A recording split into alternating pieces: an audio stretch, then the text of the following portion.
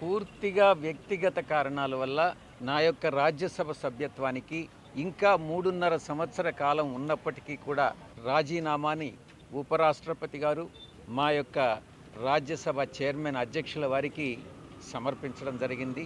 ఆయన ఆ రాజీనామాను ఆమోదించడం కూడా జరిగింది. రాజీనామా మాత్రమే కాదు, రాజకీయాల నుంచి కూడా తప్పుకోవాలన్నటువంటి నిర్ణయాన్ని తీసుకోవడం జరిగింది.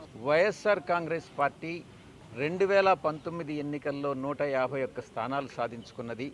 2024 ఎన్నికల్లో 40% ఓటింగ్ సాధించుకున్నది. జగన్మోహన్ రెడ్డి గారు అత్యంత ప్రజాదరణ కలిగినటువంటి నాయకులు. నాలాంటి వాళ్ళు 1000 మంది పార్టీని వీడినా కూడా ఆయనకున్న ప్రజాదరణ తగ్గదు అన్నటువంటిది నా ఉద్దేశం. రాజకీయాల నుంచి తప్పుకోవాలని నేను నిర్ణయించుకున్న తర్వాత జగన్మోహన్ రెడ్డి గారు లండన్లో ఉన్నారు. ఆయనతో నేను ఫోన్లో మాట్లాడి అన్నీ చాలా వివరంగా వివరించడం జరిగింది. అన్నీ వివరించిన తర్వాతనే నేను ఈ రాజీనామా పత్రాన్ని అధ్యక్షుల వారికి సమర్పించడం జరిగింది. రాజకీయాల నుంచి తప్పుకున్న తర్వాత ఇక ప్రాథమిక సభ్యత్వం అన్నటువంటిది ఎలా ఉంటుంది? మీరు కూడా బీజేపీలోకి వెళ్తారనేటువంటి ప్రచారం కూడా జరుగుతుంది.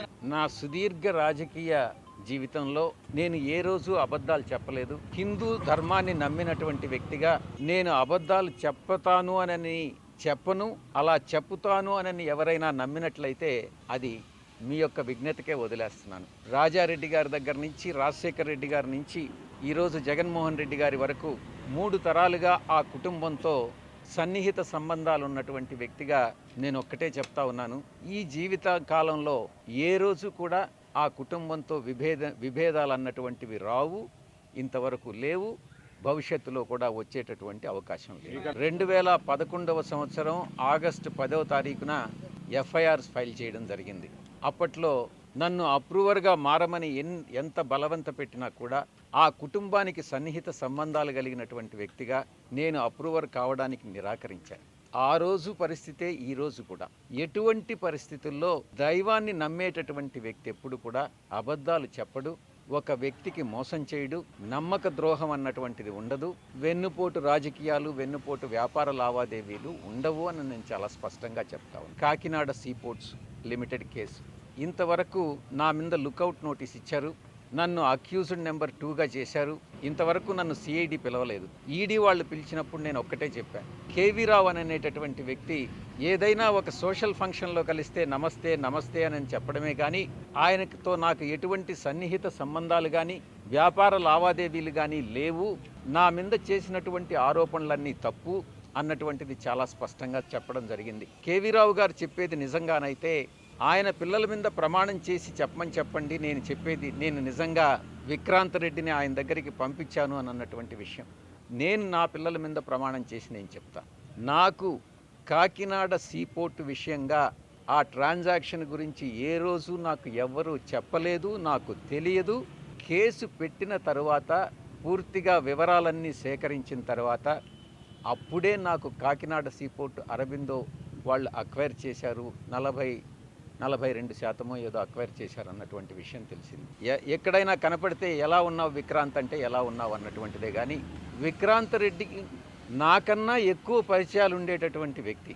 నేను అతన్ని కేవీ రావుకి ఇంట్రడ్యూస్ చేయాల్సినటువంటి అవసరం లేదు. మొట్టమొదటిగా ఎవరైనా ఏదైనా ఉద్యోగం కోసమో ఎవరైనా వస్తే ఏదైనా ఇండస్ట్రియలిస్ట్కి ఫోన్ చేసి చెప్పమంటే చెప్తానే కానీ నాకు ఏ వ్యాపారాలు లేవు. నేను పూర్తిగా 24 గంటలు 365 రోజులు పార్టీ కోసంగా నేను పనిచేసే కానీ రాజకీయాల్లో ఉన్నానే కానీ నాకు ఎటువంటి వ్యాపారం లేదు, నేను దేంట్లోనూ భాగస్వామిని కాదు. ఈ కాకినాడ సీపోర్టు విషయంగా ఈ యొక్క రాజీనామాకు లింక్ చేసి ఎక్కడో అది జగన్ గారికి తగిలింది కాబట్టి విజయసాయిరెడ్డి రాజీనామా చేస్తున్నాడు అన్నటువంటి విషయాన్ని కొన్ని ఛానల్స్ చెప్తా వస్తూ ఉన్నాయి. మా వియంకుడు నా క్లాస్మేట్ బీకాంలో, ఆ తర్వాత ఆయన వ్యాపార రంగంలోకి వెళ్ళిపోయాడు, నేను సిఏ చార్టర్డ్ అకౌంటెంట్గా వెళ్ళిపోయాను. మళ్ళీ తిరిగి కలుసుకున్నది నా కూతుర్ని ఆయన కొడుక్కి సంబంధం చేసుకున్న తర్వాతనే. ప్రమాణం చేసి చెప్తా ఉన్నా ఆయన వ్యాపార లావాదేవీలు ఏది కూడా నాతో ఏ రోజు డిస్కస్ చేయరు. వాళ్ళకి ఎన్ని ఫార్మా యూనిట్స్ ఉన్నాయన్నటువంటి విషయం కూడా నాకు తెలియదు. ఎందుకంటే కుటుంబ వ్యవహారాలు సక్రమంగా ఉండాలి అని అంటే ఆర్థిక వ్యాపార లావాదేవీలు ఉండకూడదు అన్నటువంటి విషయం నేను బలంగా నమ్ముతా. రాజకీయాల నుంచి నేను తప్పుకుంటే నేను ఇంకా బలహీనుణ్ణి అవుతానే కానీ బలవంతుణ్ణి కాదు కదా. అలాంటప్పుడు కేసులు నాకు ఎందుకు మాఫీ చేస్తారు, నన్ను ఎందుకు తప్పిస్తారు? ఏ ఏ పరిస్థితుల్లోనైతే నేను రాజకీయ జీవితంలో నేను ప్రవేశించానో అప్పటి పరిస్థితులు వేరే, ఈ రోజు ఉన్నటువంటి రాజకీయ పరిస్థితులు వేరే.